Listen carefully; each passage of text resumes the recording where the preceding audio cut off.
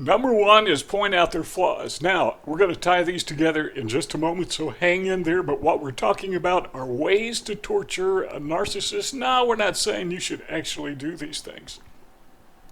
In fact, I think I would go so far as, say, be really careful when you do this because we're not the narcissist. We don't do these things, do we? Well, maybe sometimes. But number one is point out their flaws.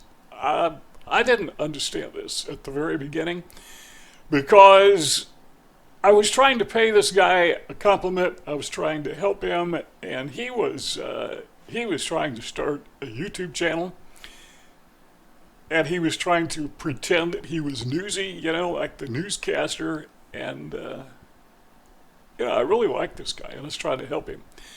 And I noticed that some of the things he did were he just wasn't coming across well because he was so fake, which is what narcissists are. They're fake.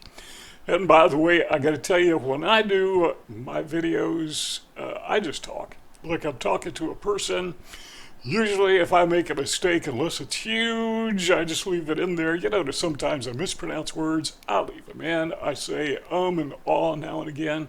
Some people, particularly speech teachers, they go crazy when they hear you do that. But hey, I'm just a natural, normal person. I want to come across like you and I are having a one-on-one conversation. Now, something you notice when I make videos, I never say, hi guys, because I'm not speaking to guys, I'm speaking to you.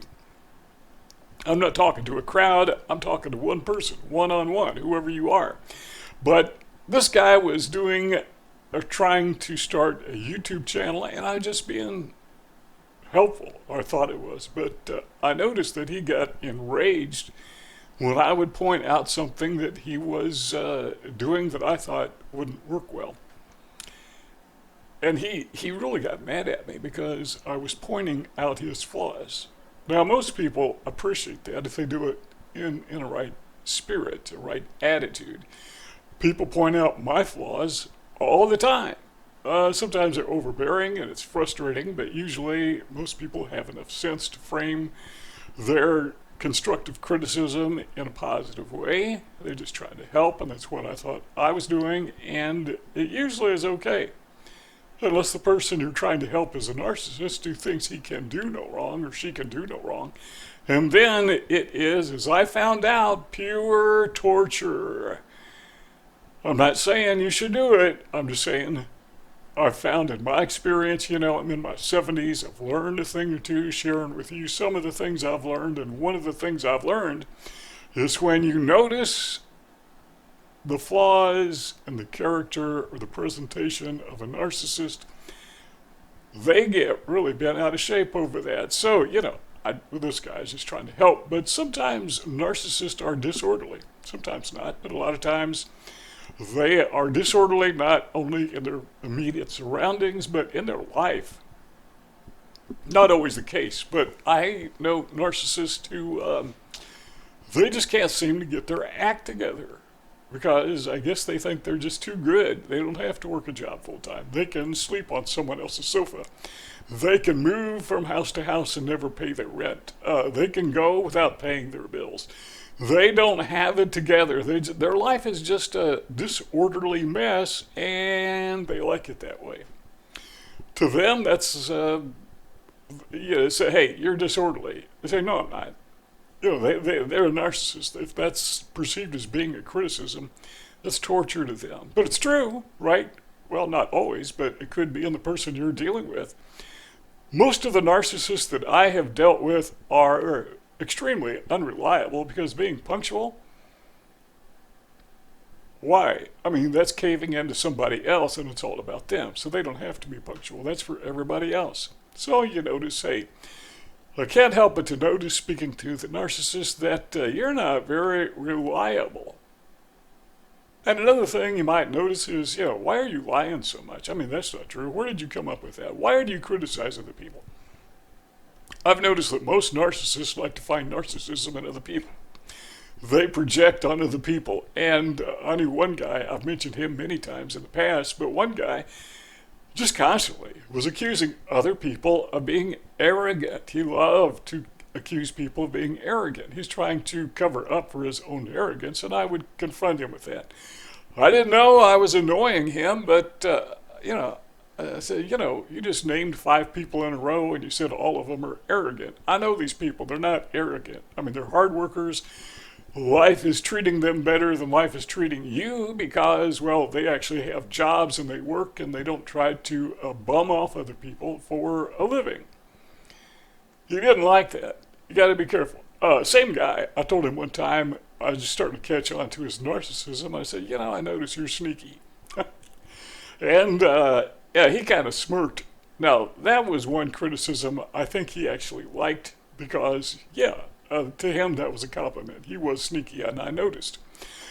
So what we're doing is we're holding up a mirror. Call this a psychological mirror. We are reflecting the narcissist right back to himself or herself. We're making them self-conscious about their flaws when we notice their flaws. And again, I'm not saying you should actually do this, but I'm saying when you do it, it tortures them. Now, you can do it explicitly by just virtually, not virtually, but literally saying, you just lie too much, or you're deceptive, or you're a fake, or you're a narcissist. Or you could just do it implicitly, just treat them as if they are a liar. Treat them like they are children, which in their minds, I think, probably their amygdala never developed, in their brain. They still have this I come first, me first mentality. So you just treat them like children. You're implicitly pointing out their flaws, and it just tortures them. Another thing you can do, and we've got 3 of these, and we're going to tie them all together in just a second, and or a few minutes. Walk out when they act up. Now, if you have a narcissist in your life, there's probably been a point in time when they went overboard. I mean, just abusive verbally, maybe even physically. My natural response, because I have what a therapist called flat affect, is I typically don't respond. Now, sometimes if somebody really pushes me, yeah, I will. But it's very natural for me just to walk away. Probably a good thing for the narcissist because other people would punch him in the nose. I'm not a nose puncher. Number 1, because it's not my nature, and number 2, I'm really not that good at it, and I'd probably get punched back multiple times.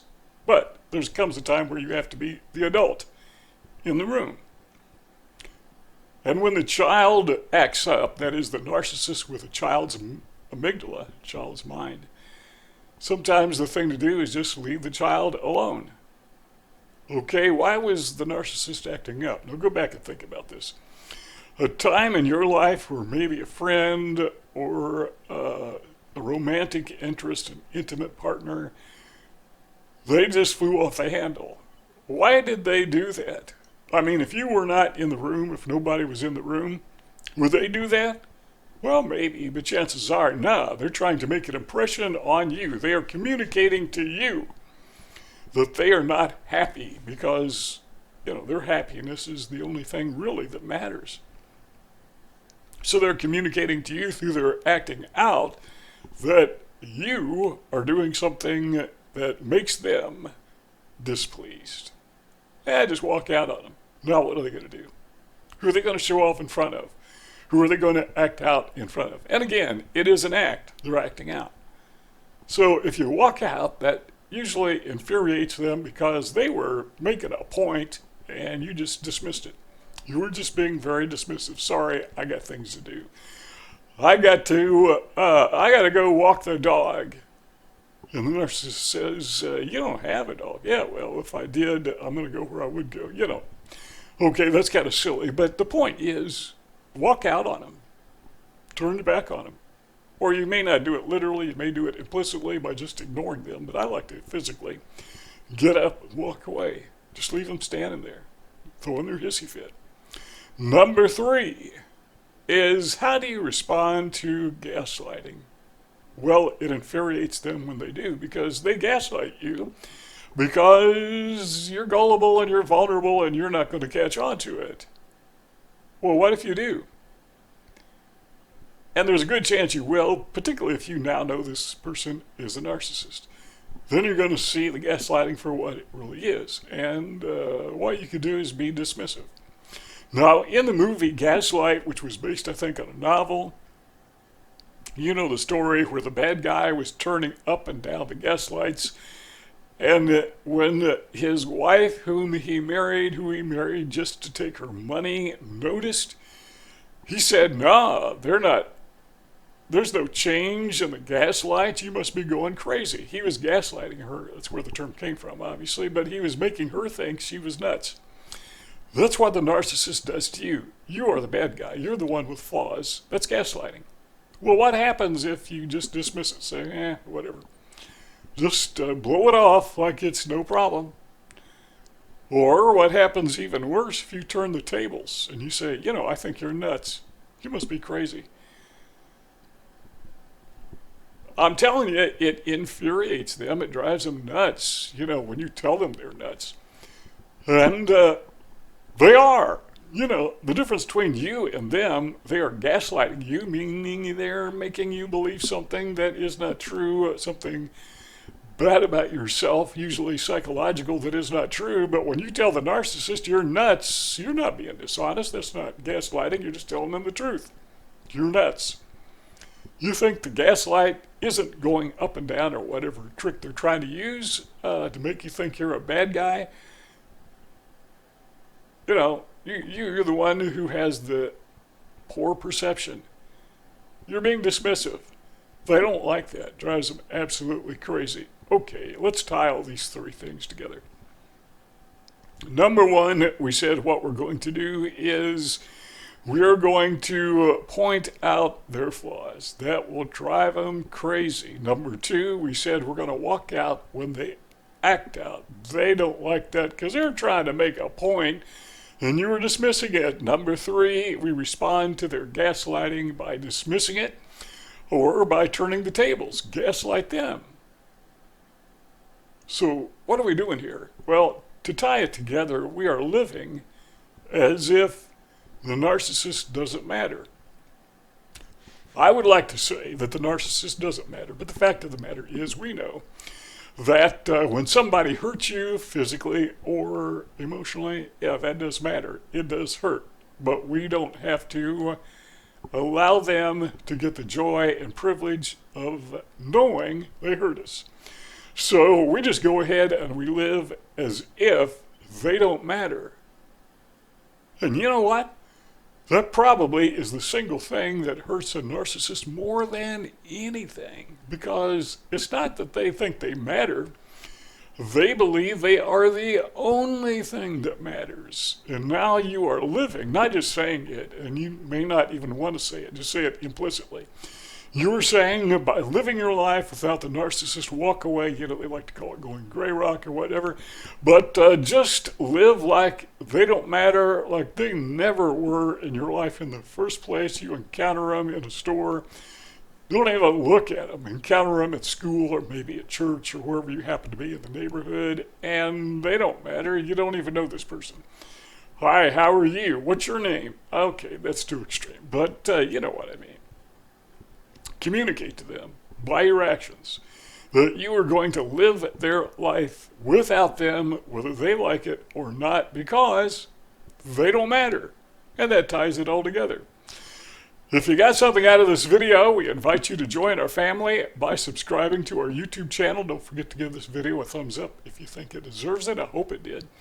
Share it on social media because that helps a lot. And let us know what are some of the other things that I failed to mention that drives a narcissist crazy, that causes them to trip up, that makes them go insane. I'd like to hear your ideas and your experiences, and I think other people would like to hear them as well. See y'all next time.